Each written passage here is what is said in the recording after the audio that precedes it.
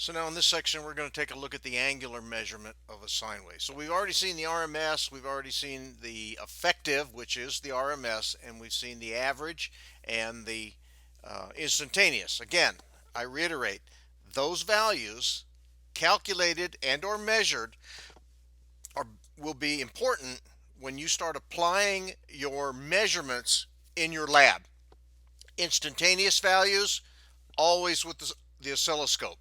RMS and effective, average, always with your digital meters. Okay, so now in the angular measurement of a sine wave, we have to start looking at some of the right triangle related things, the trigonometric related things. So as you've seen so far, that the sine waves can be measured along the horizontal axis on a time basis. Voltage or current, time. However, since the time for completion of one cycle or any portion of the cycle is frequency dependent, it's often useful to specify points on the sine wave in terms of an angular measurement expressed in degrees or radians. So what we're going to look at here is how do we measure a sine wave in terms of the angles that are made by looking at the sine wave itself or using the instantaneous values and the sine and cosine. We're going to define the radian, and we are going to look at converting radians to degrees and degrees to radians. Finally, we're going to determine the phase angle of a sine wave. A sinusoidal voltage then can be produced by an alternator or an AC generator, some sort of source that creates an alternating output. There is a direct relationship between the rotation of the rotor in an alternator and the sine wave output. So thus the angular measurement of the rotor's position is directly related to the angle assigned to the sine wave. So if we look at the angular measurement, we're going to use something called the unit circle, and we're going to divide it up into its angular and its radian relationships, and we will use this as the basis for our vector or phase relationships that we need as we pursue this course and to continue through the content. A degree is an angular measurement corresponding to 1/360th of a circle or a complete revolution.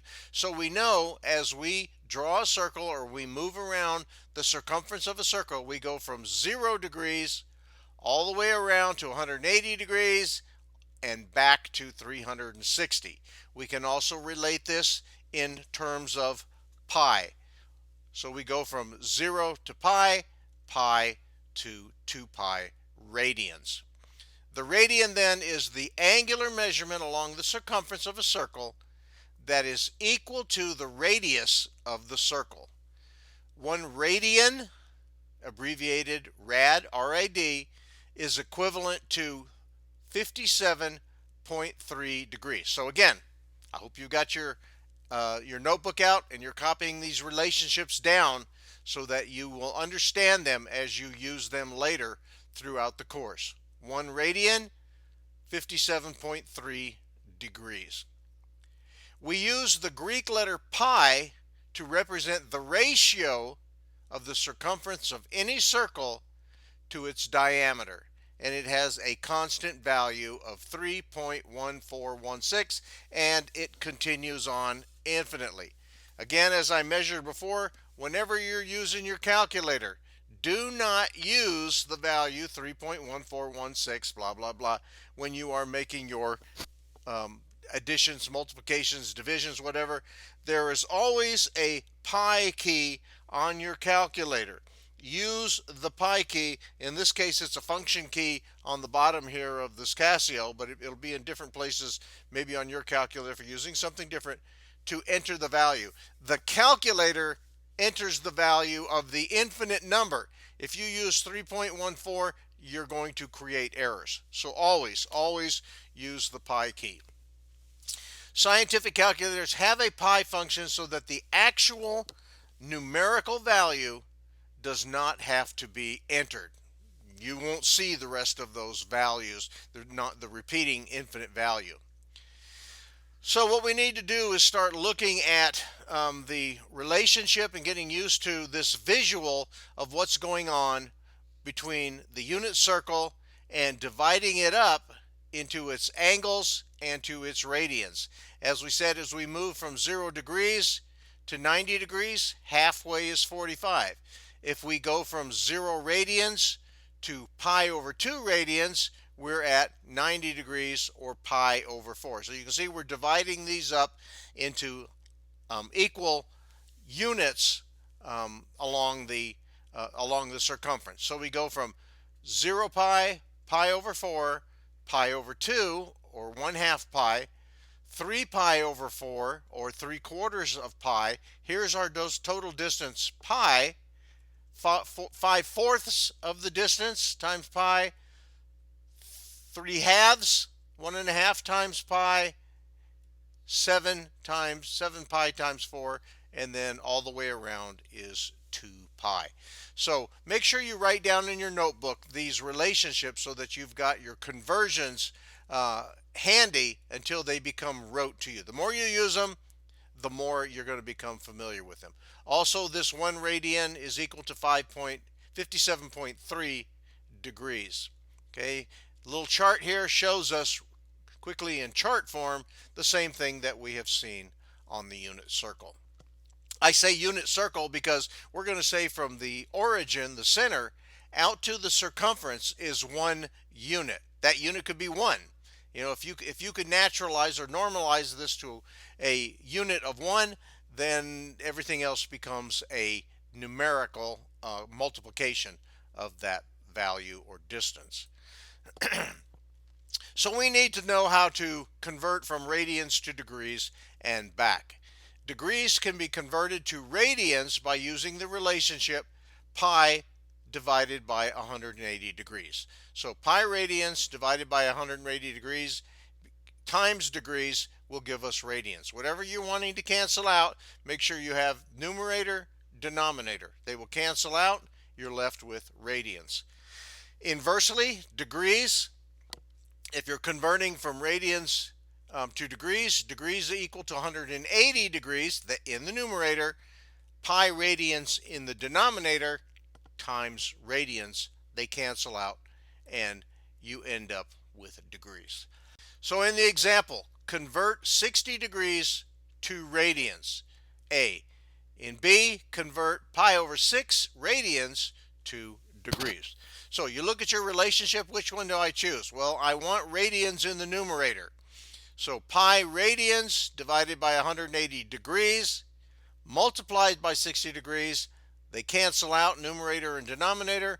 I end up with pi over 3 when I divide 60 into 180. Converting then from pi over 6 radians to degrees. Now I want degrees in the numerator. So 180 degrees divided by pi radians, multiply it times pi radians, pi cancels, radians cancel, 6 into 180 gives me 30 degrees. Okay, so just make sure every time you go to set that up, you put in the numerator what you want your result to be, radians or degrees. So now if we look at sine wave angles, okay, we've seen that unit circle representation.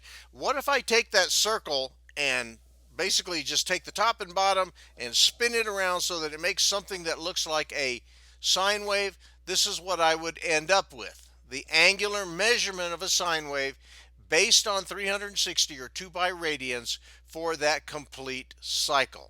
Okay, so we really have a circular relationship here that's been turned into a sine wave relationship. A half cycle is 180 degrees or pi radians, so that's partway or halfway through the cycle.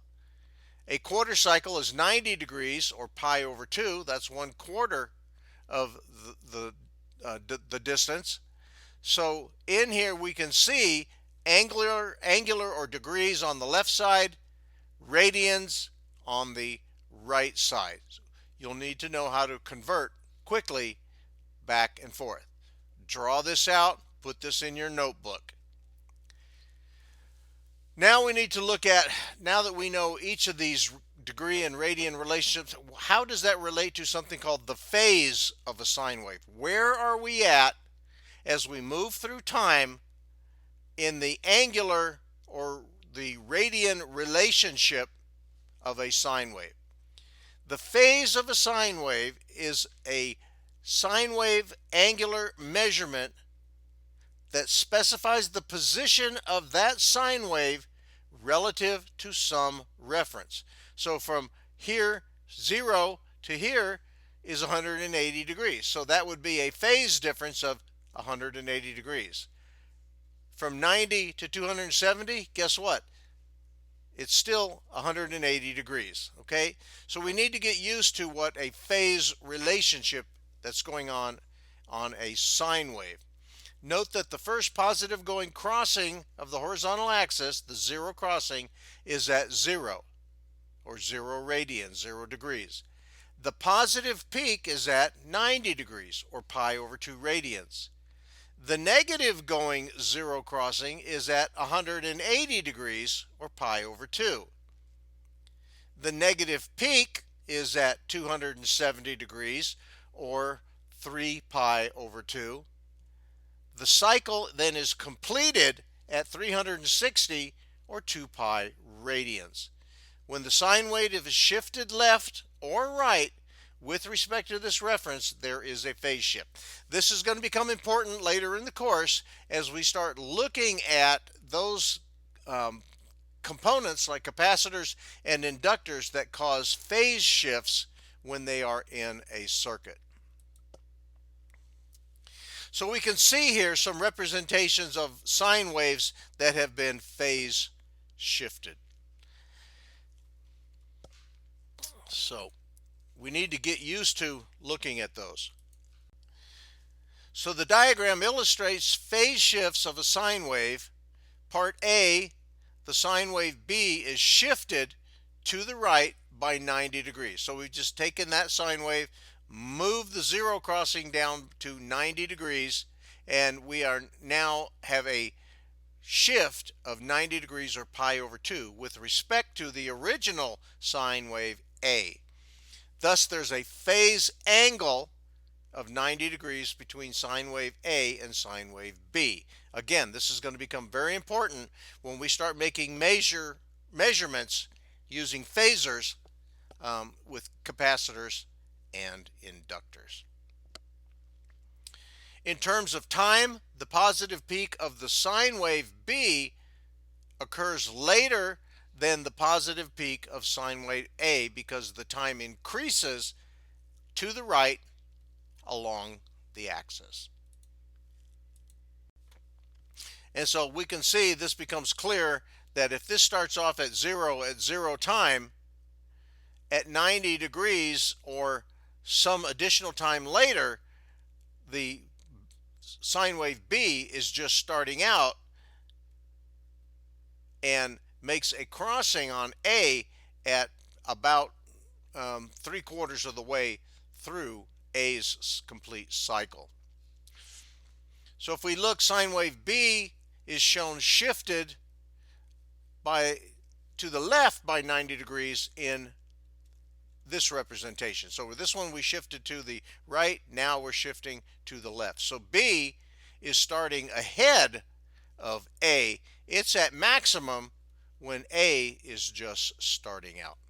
So if we look at a relationship here in the example 11-8, what are the phase angles between the two sine waves in parts A and B, okay, of the figure? So let's look at these for a second. You can see that the sine waves are not exactly the same. The amplitude is different in both of them. So if we look at A, the 0 crossing of sine wave A is at 0 degrees, okay, right here at the origin. And the corresponding 0 crossing of sine wave B starts at 45 degrees later. So there is a 45 degree phase angle between the two waveforms, with sine wave B now lagging sine wave A because it starts doing things 45 degrees later. In figure B, the zero crossing of a sine wave B is at minus 30 degrees. So it's 30 degrees ahead of sine wave A. And the corresponding zero crossing of sine wave A is at 0. So B is all the way up to about half of its amplitude, maximum amplitude, when A just gets started. So there's a 30-degree phase angle between the two waveforms, with sine wave B now leading sine wave A. Notice it's ahead. So as a practical matter, when you measure the phase shift between two waveforms on an oscilloscope, this is the only place you're going to see it. You're not going to see it on a meter. You should make them appear to have the same amplitude. Okay, so you would crank up the amplitude, the scale, so that they match. This is done by taking one of the oscilloscope channels, say channel A, out of vertical calibration and adjusting the corresponding waveform until its apparent amplitude equals that of the other waveform. This procedure eliminates the error caused if both waveforms are not measured at their exact center. You're going to get a lot of practice in the lab doing this, and you need to make sure you pay attention. If you don't understand, grab your lab tech and have him help you through it so that you understand what this is saying. Refer back to this. Take this to your lab tech and say, okay, show me this if you don't understand it, and have him show you what this is talking about. Okay, when we come back, we're going to take a look at something called polyphase power or three-phase relationships.